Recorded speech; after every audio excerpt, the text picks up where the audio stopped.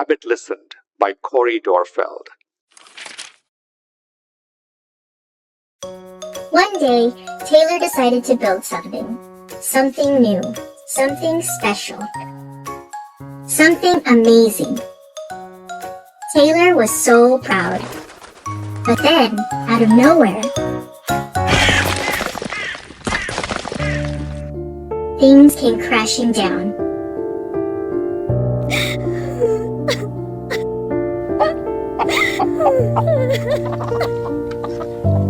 The chicken was the first to notice. Cluck, cluck, what a shame. I'm so sorry this happened. Let's talk about it. Cluck, cluck. But Taylor didn't feel like talking, so chicken left.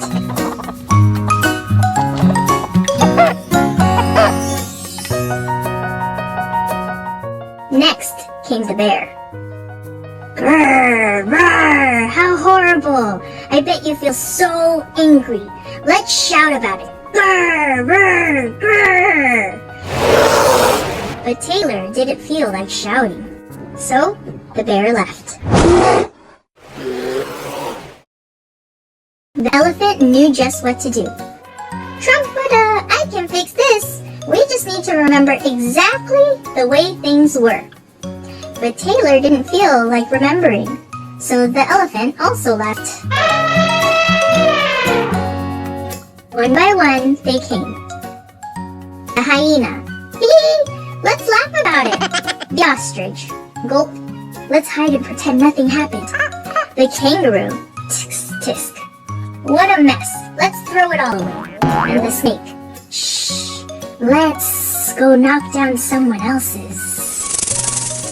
But Taylor didn't feel like doing anything with anybody, so eventually they all left, until Taylor was alone.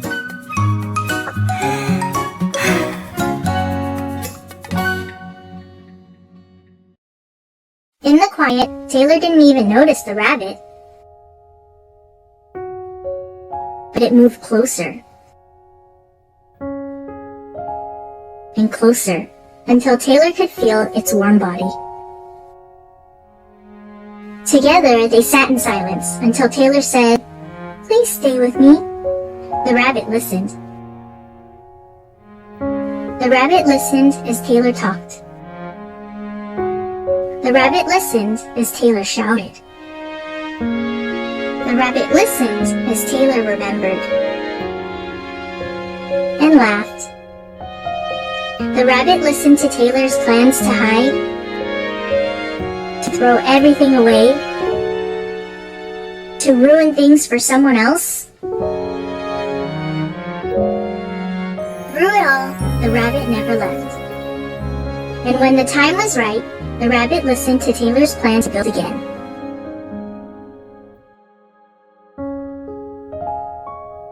"I can't wait," Taylor said.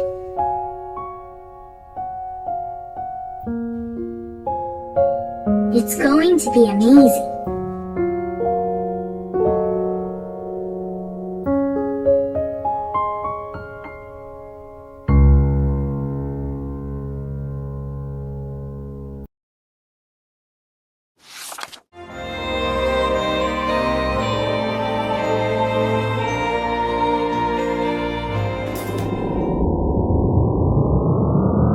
Baloney, Henry P.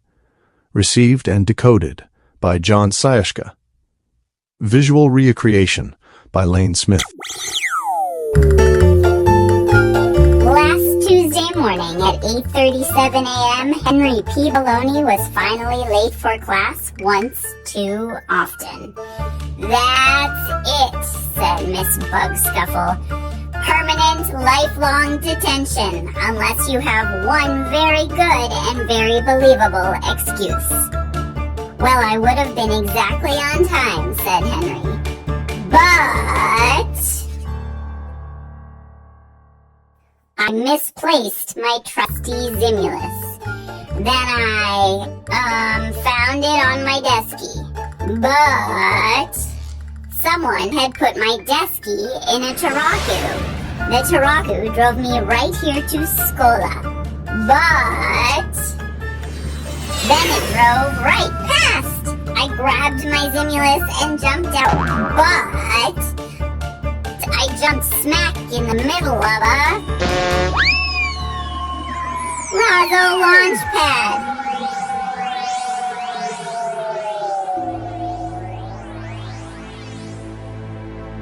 I used my Zimulus to pop open the escape porto, but it turned out to be a porto into the next Razo blasting off.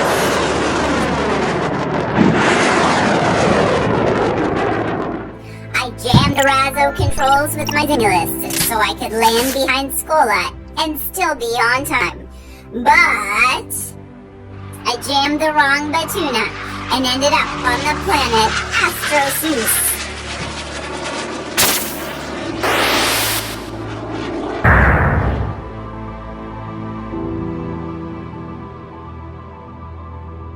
I entertained the Astro guys with my very funny Pixas, but they decided my Pixas and I would be entertaining to eat. I changed their minds with geograms and calculations so fantastic they crowned me Kuningus of the whole planet. But I forgot the Astrosus word for thank you and accidentally used the word for doofbrain. Oops. I foiled their plan to disintegrate me by plugging their plaza with my Zimulus.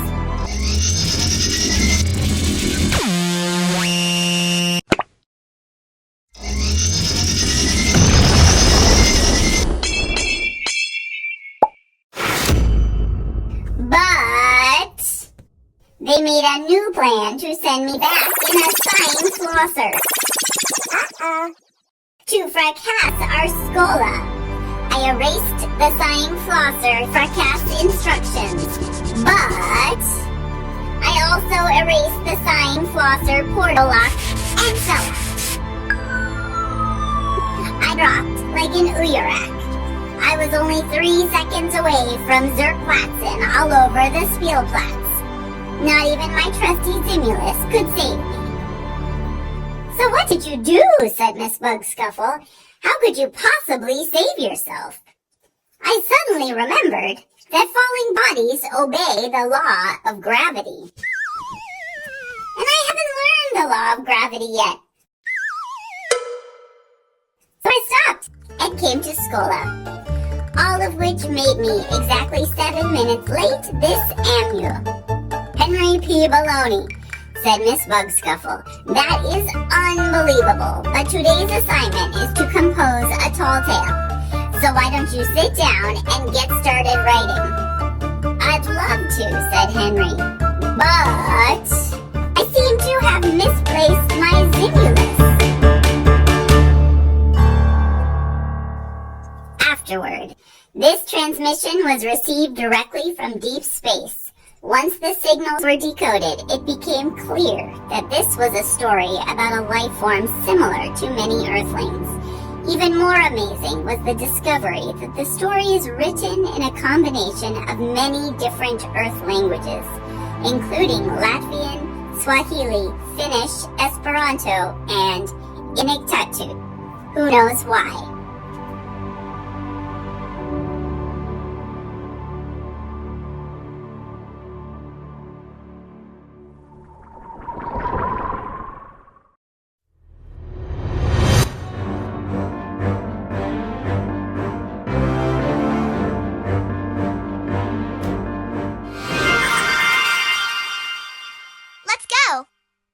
Busy Betty by Reese Witherspoon.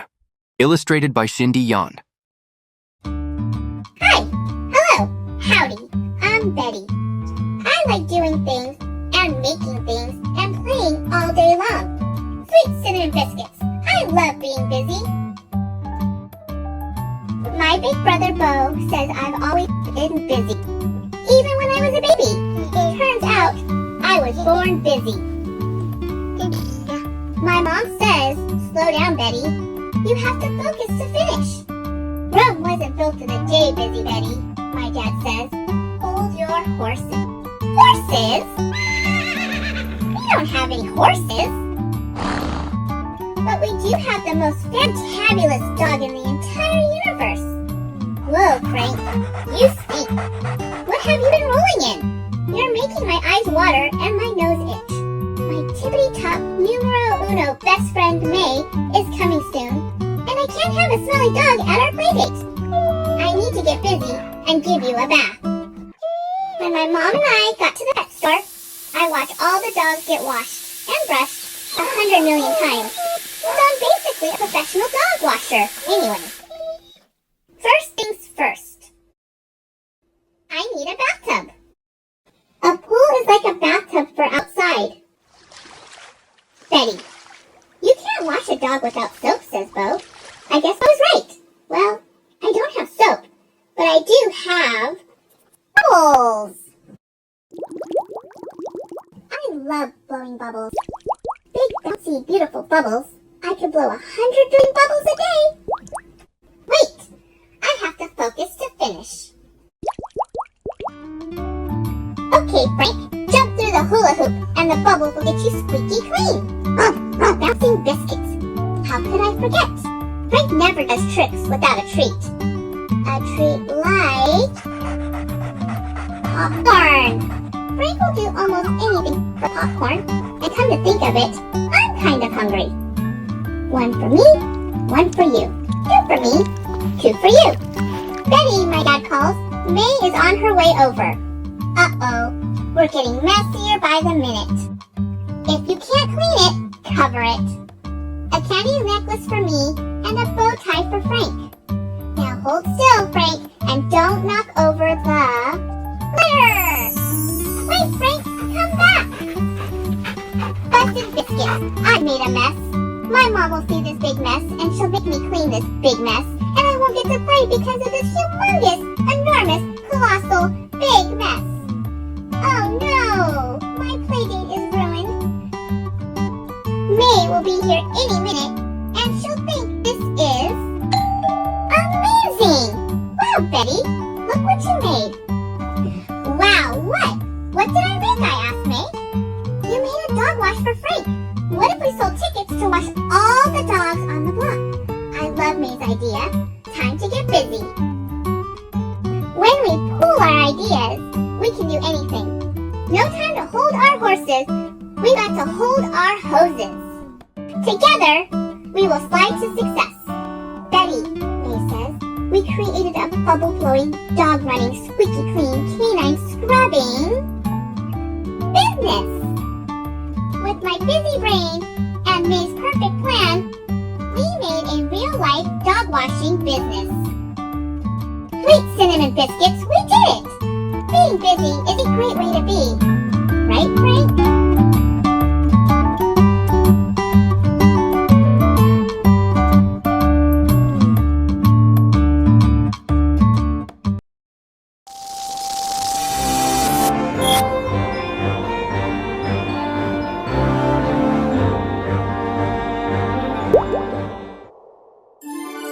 Ogreish Art. Written by Nathaniel Lockemeyer. Artwork by Simony Blocker. A long time ago, there lived a painter named Sebastian, who had grown rich and bored, painting portraits of kings and queens. It was said that he could make anyone, no matter how homely, as beautiful as the princes and princesses of storybooks. One evening, a messenger appeared at Sebastian's door, bringing with him a royal invitation. Sebastian was intrigued.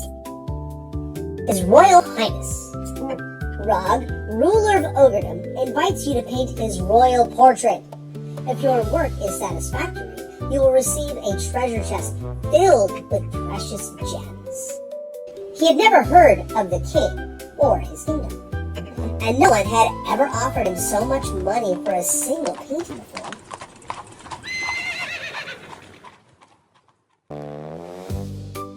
Are we there yet? Are we there yet? Are we there yet? Are we...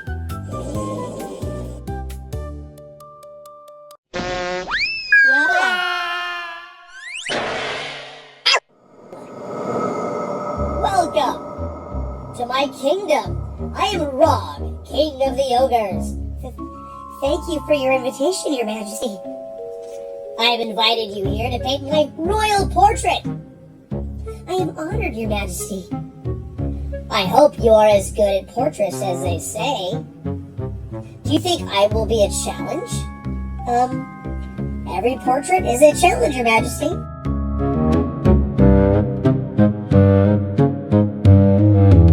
It took every ounce of Sebastian's talent to transform the Ogre King into something a person could look at, even with one eye open.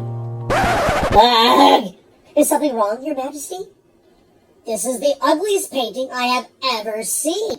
I'm very sorry, your majesty. Would you like me to try again? Yes. Worms, get me more worms. Ugh, that's 5 times as ugly. Are you trying to insult me? No! No, your majesty. Guards, to the dungeon, immediately! But... Stay on your side of the wall. You drew on my side. Did not. Did two. Did not. Did two. Silence! Yes, your majesty. Who are they? Painters, like you. They were not my first choice. How many fingers does an ogre have? 4? You have used up 2 chances. I will give you 2 more. If you do not paint a satisfactory portrait of me, you'll be joining them here in the dungeon. Did not. Did 2.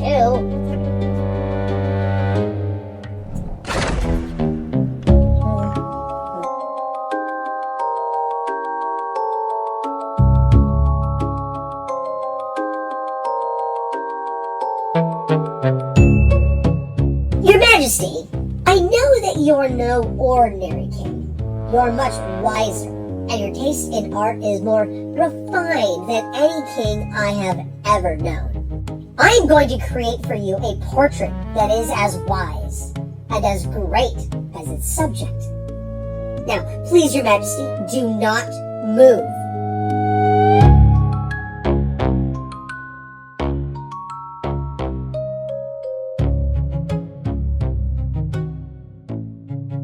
Perfection!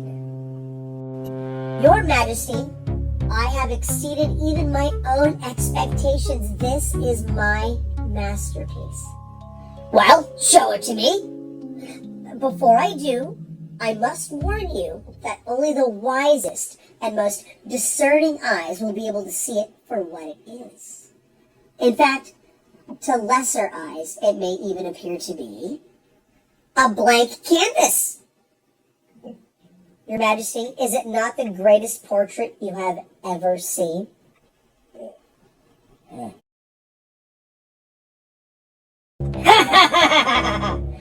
You cannot fool an ogre as easy as that. Snap. How many fingers am I holding up now? 1, Your Majesty. Yes, and everyone, not just the wisest and most discerning, can see it. You have 1 more chance to paint my portrait. Otherwise, the dungeon! Sebastian was sure that he was going to spend the rest of his days in the Ogre King's dungeon. He realized that this was probably going to be the last portrait he ever painted. Sebastian picked up his brush, looked at the Ogre King, and began to paint.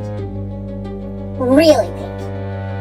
For the first time in years, Sebastian painted someone the way he really saw them, without mixing in flattery or deception. Something strange began to happen to Sebastian. For the first time in years, he began to enjoy painting. Well, is it done? Show it to me. Finally, a painter who can paint. I was beginning to think that no painter would ever capture my handsomeness. Guards! Here is your reward. Thank you, Your Majesty. It is very generous. Yes, it is. What is it? You want more? I was wondering. Yes. Would you be willing to also free the other painters? I think they are running out of wall space. Take them. Their arguing gives me a headache. I don't even enjoy visiting my own dungeon anymore. Sebastian never again painted flattering portraits of people and their pets. You move over. No, you move over. Sebastian used Rog's treasure to travel around the world and paint the strange and beautiful creatures he found in it. Exactly as he saw them.